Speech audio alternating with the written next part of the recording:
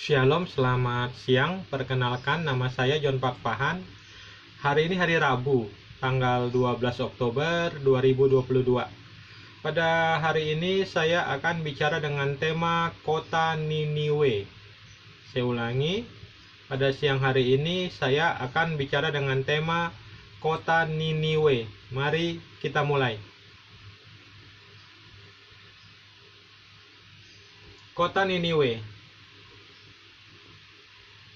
Niniwe atau Akkadia, Ninua, Aramaik, bahasa Ibrani Ninewe, bahasa Yunani Nifeun, bahasa Latin Nineve, bahasa Arab Nainua, adalah kota kuno yang disebut kota yang luar biasa agung dalam kitab Yunus. Kota ini terletak di tepian timur Sungai Tigris dan merupakan ibu kota kerajaan Assyria purba.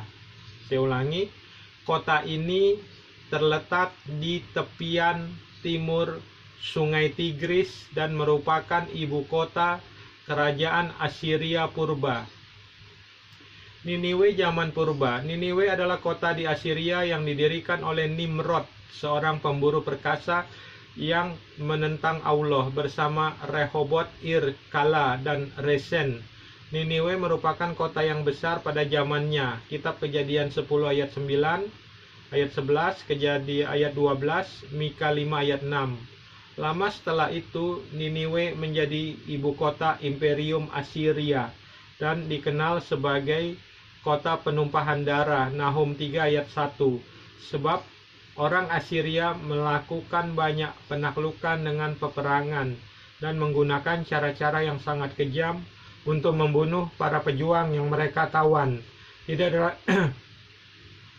diragukan lagi, kekayaan kota itu sebagian besar diperoleh dari kampanye-kampanye militer mereka. Kitab Nahum ayat 9, Ishtar, Dewi Cinta dan Perang adalah ilah dan berhala utama kota Niniwe. Menurut penelitian arkeologis, Kuyunjik dan kuil Nabi Yunus, dua gundukan di sebelah timur Sungai Tigris, di seberang Mosul, bagian utara Irak, adalah lokasi kota besar Niniwe pada zaman dahulu. Di kuil Nabi Yunus sekarang ini terdapat sebuah desa dengan sebuah pekuburan dan masjid. Itulah sebabnya gundukan ini yang menutupi sebuah istana milik Esarhaddon belum banyak diselidiki, akan tetapi penggalian di Kuyunjik mengungkapkan banyak hal yang membuktikan kejayaan Niniwe pada masa lampau. Antara lain, telah ditemukan ribuan lempeng berhuruf paku dari perpustakaan Asyur Bani Pal, juga puing-puing istana Sanherib dan istana Asyur Bani Pal. Istana-istana ini pada masa lampau adalah bangunan-bangunan yang mengesankan.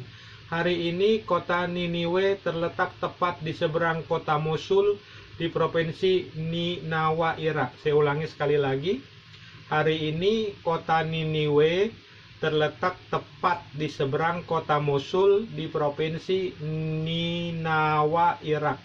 Saya ulangi sekali lagi karena ini sangat penting. Hari ini kota Niniwe terletak tepat di seberang kota Mosul di provinsi Ninawa, Irak.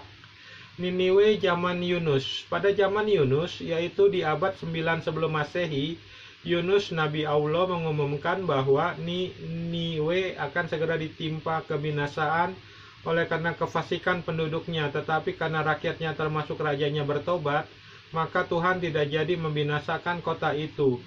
Kitab Yunus 1 ayat 1, ayat 2, Yunus 3 ayat 2, Yunus 3 ayat 2, ayat 5 sampai 10. Pada waktu itu, Niniwe adalah kota besar yang luasnya 3 hari perjalanan kaki. Yunus 3 ayat 3, jumlah penduduknya lebih dari 120.000 orang. Yunus 4 ayat 11, gambaran yang diberikan Alkitab ini tidak bertentangan dengan bukti arkeologis. Yunus bahasa Arab Yunus, Yunis atau Yunan bahasa Ibrani modern, Yona, Tiberias, Yona, Dara bahasa Latin Yonas, bahasa Inggris Jonah atau Jonas adalah tokoh dalam kitab-kitab suci agama Samawi. Disebutkan bahwa dia adalah seorang nabi dari kerajaan Israel. Yunus disebutkan bahwa dia adalah seorang nabi dari kerajaan Israel Samaria pada kisaran abad 8 sebelum Masehi. Saya ulangi karena ini sangat penting, tolong disimak. Nabi Yunus adalah seorang nabi dari kerajaan Israel pada abad ke-8 sebelum Masehi. Nabi Yunus adalah seorang nabi dari kerajaan Israel pada abad ke-8 sebelum Masehi. Sekarang kita lihat Al-Quran. Kita lihat Al-Quran surat Ibrahim surat ke-14 ayat 4.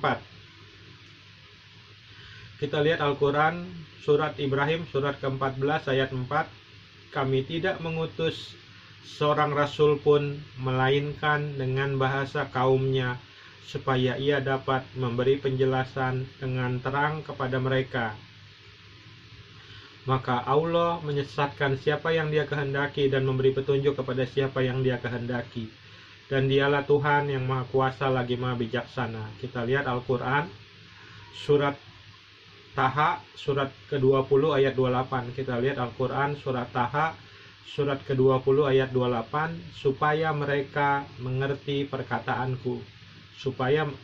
Kita lihat Al-Quran surat Taha surat ke-20 ayat 28. Supaya mereka mengerti perkataanku. Nabi Yunus alaihissalam diutus kepada bangsa asing, bukan kepada kaumnya, dan tidak menggunakan bahasa kaumnya. Nabi Yunus alaihissalam berasal dari kaum Israel, diutus ke kota Niniwe, sekarang bernama Niniwe di negara Irak. Saya ulangi sekali lagi. Nabi Yunus alaihissalam diutus kepada bangsa asing, bukan kepada kaumnya, dan tidak menggunakan bahasa kaumnya.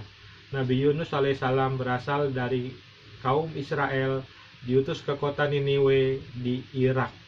Saya ulangi sekali lagi. Nabi Yunus alaihissalam diutus kepada bangsa asing, bukan kepada kaumnya, dan tidak menggunakan bahasa kaumnya.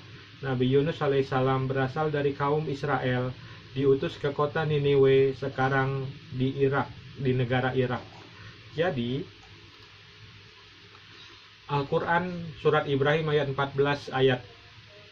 Jadi Al-Quran surat Ibrahim surat ke-14 ayat 4 yang mengatakan, kami tidak mengutus seorang rasul pun melainkan dengan bahasa kaumnya, adalah bohong dan dusta besar belaka. Saya ulangi sekali lagi. Jadi Al-Quran surat Ibrahim surat ke-14 ayat 4 yang mengatakan, kami tidak mengutus seorang rasul pun melainkan dengan bahasa kaumnya, adalah bohong dan dusta besar belaka. Karena Nabi Yunus alaihissalam berasal dari Israel, diutus ke Irak, ke kota Niniwe, tidak kepada kaumnya dan tidak menggunakan bahasa kaumnya. Terima kasih. Shalom. Tuhan Yesus Kristus memberkati.